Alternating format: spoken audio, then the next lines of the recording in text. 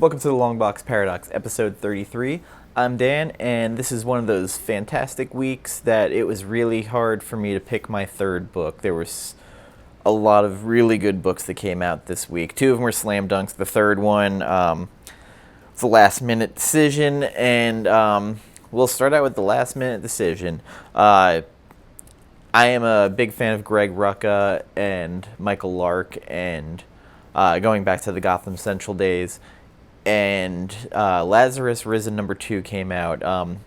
Feels like a rather large gap in between issue 1 and 2. It came out, and this issue pretty much gave me everything I wanted. Had a lot of emotional weight to it, with Forever fighting a controlled version of the other Lazarus named Joaquin from one of the other families. She's battling him and another Lazarus.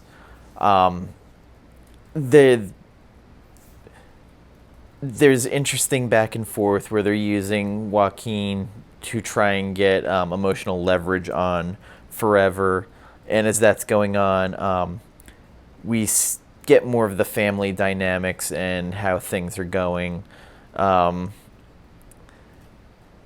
We also have number 8, who is a younger version clone of Forever, going on in the story. The battle basically between all the Lazaruses is the majority of the book. She is critically injured at a point.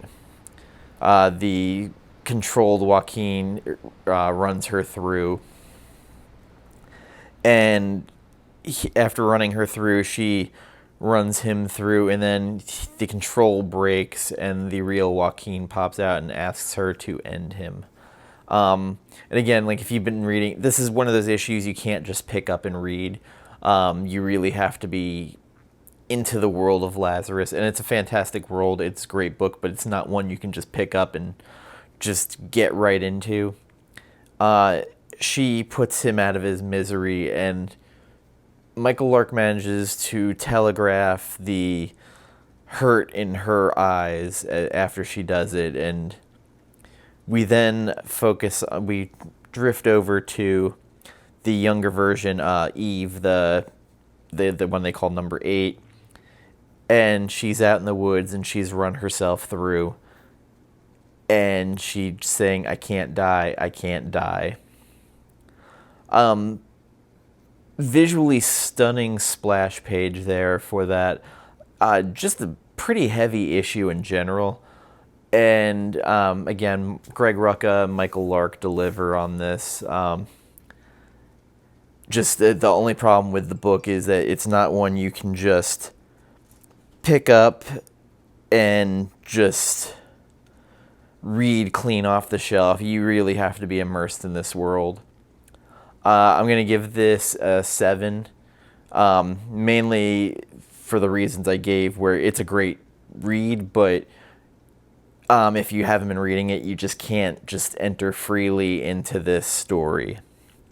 But I am going to ask you, just please pick up the trades. Read this book. Greg Rucka, it's masterful, and this world he's built up is fantastic.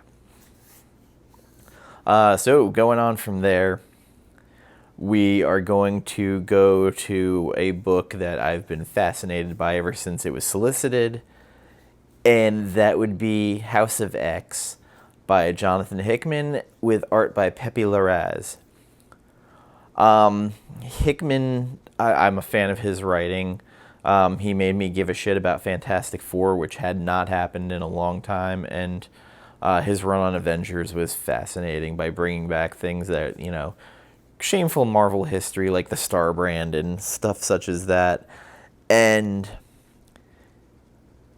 Hickman is doing something I hadn't seen since Grant Morrison kind of reset the X-Men, where he has now kind of reset the board.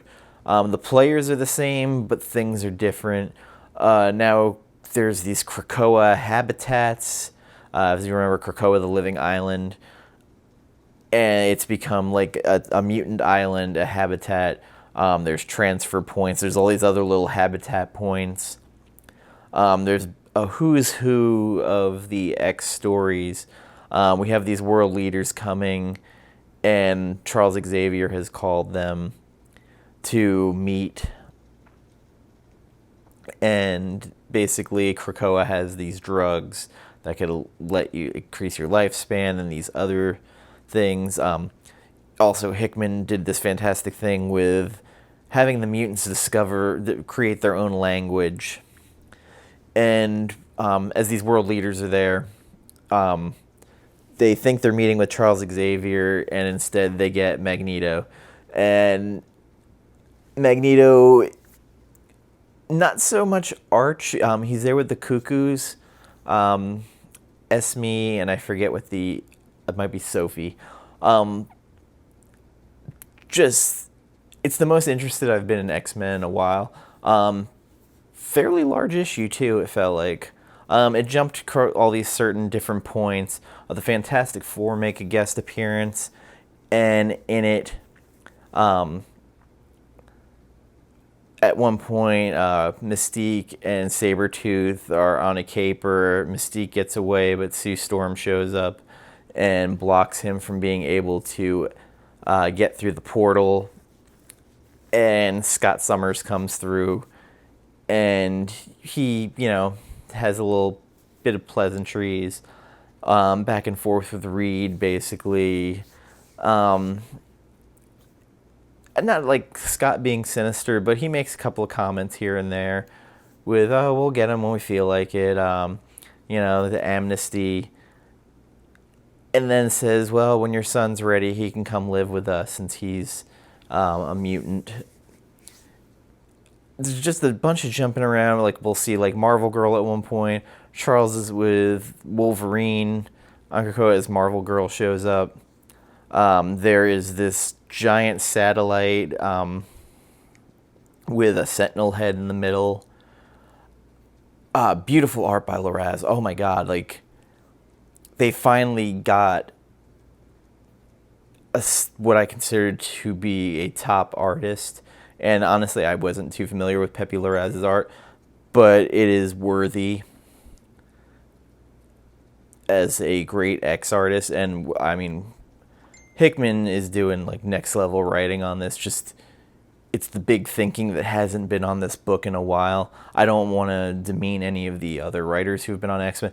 They've been good, but there just hasn't been anything moving the needle, and this one moved the needle. I haven't given a shit about X-Men in a while. It just got too derivative for its own good, where it just wasn't inventive like it was, and it hadn't been in a while. And this was the issue that I've been needing, and I'm waiting for Powers of X. I can't wait to get that. I think it's next week. And I'm excited for it. I really am. And as I said, I hadn't been excited about X-Men in a while, but Hickman, a great artist, and I think Powers of X is Hickman with Lionel Francis Yu. I like Yu's art. And I'm maybe a little bit too high on this, but I'm giving it a 9. It checked every Xbox that I wanted, and again, I can't wait to see how this is going to evolve. And I haven't felt this way since the Morrison run, because the Morrison run just reset the entire board right at the beginning, and from there it was just big ideas and kind of creating a new mythology. And in some ways, it created too many mutants that eventually caused problems down the line. But that's a whole other story.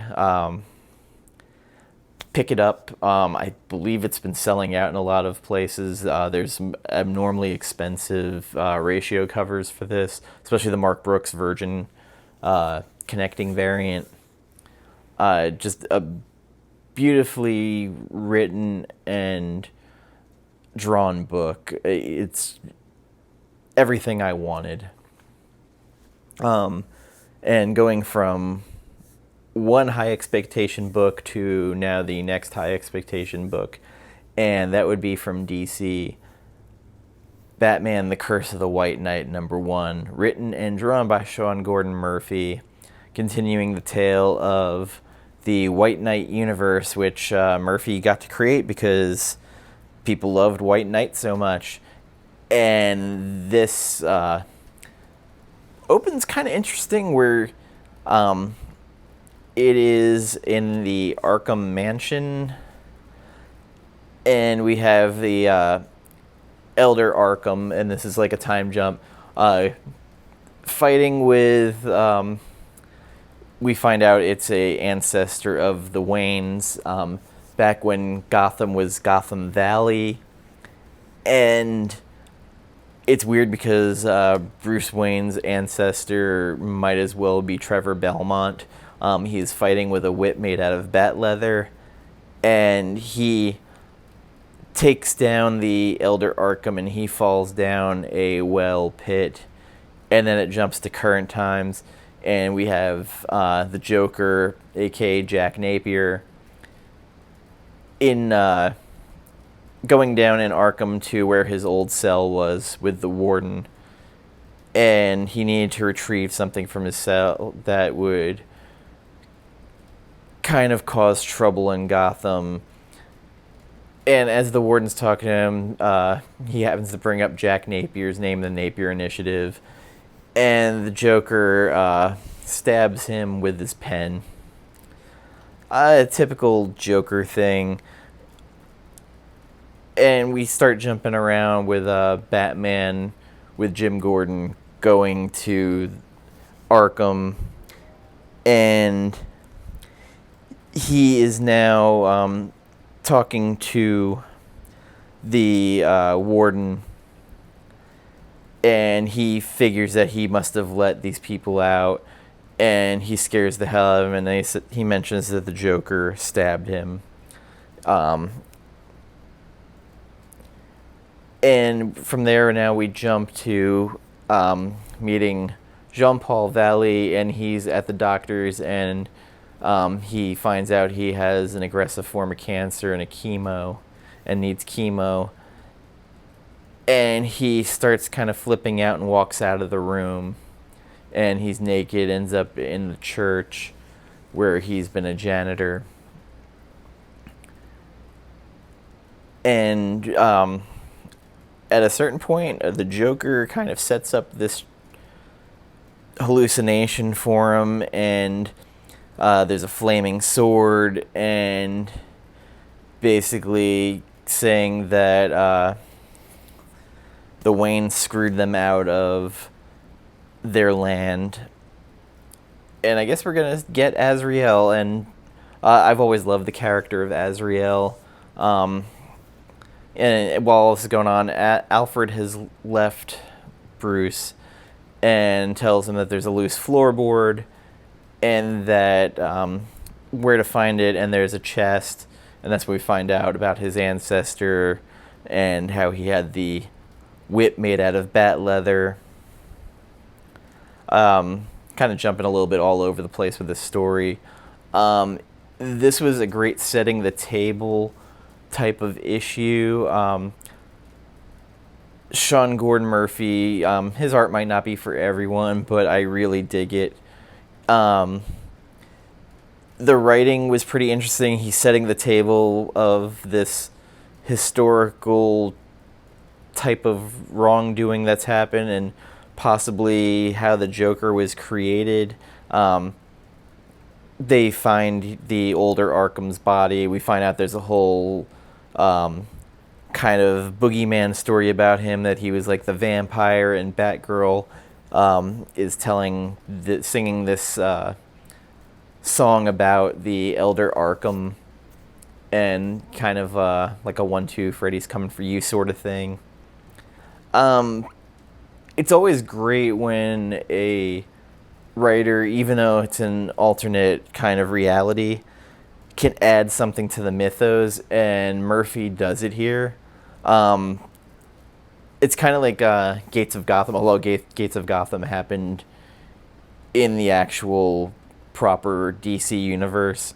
But you start opening this onion, I guess, and peeling it away, and I really can't wait to see where this goes. Solid 8 for me. Sean Gordon Murphy, this guy is just great at what he does. He kind of, the way he draws Batman is kind of very brutish, and you kind of imagine Batman would kind of be like that, at least in this world that he's created of this type of Gotham. I really dig it. I want more of it, and I can't wait to have more of it. Another month, I guess. And I do like that there's only an A and B cover. There's no retailer incentives. There's nothing like that. Also, if you're looking for signed copies of it, Coast City Comics is selling them online. They're $8 a copy for the A or B. Their shipping's a little exorbitant, though. It was $12, so I just figured I've got to put that out there right up front. Great stuff. I'm really, really liking it. And definitely check it out. By White Knight also, if you haven't read it. Great story. Also out this week, there was a cover that I thought was one of the best of all, especially for those cardstock covers that DC's been throwing out there for this Year of the Villain. And the Dan Quintana Justice League Dark Cersei cover, just outstanding. Just that and the Francis Manipool Captain Cold cover for Flash 75 were just outstanding. Totally worthy of picking up for your collection. With that being said, I just want to thank everybody for joining me, watching.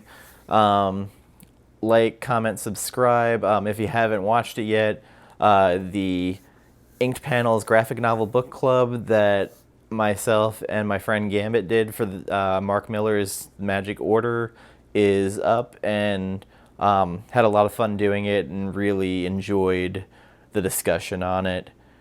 So thank you, and take care, and happy hunting. Bye-bye.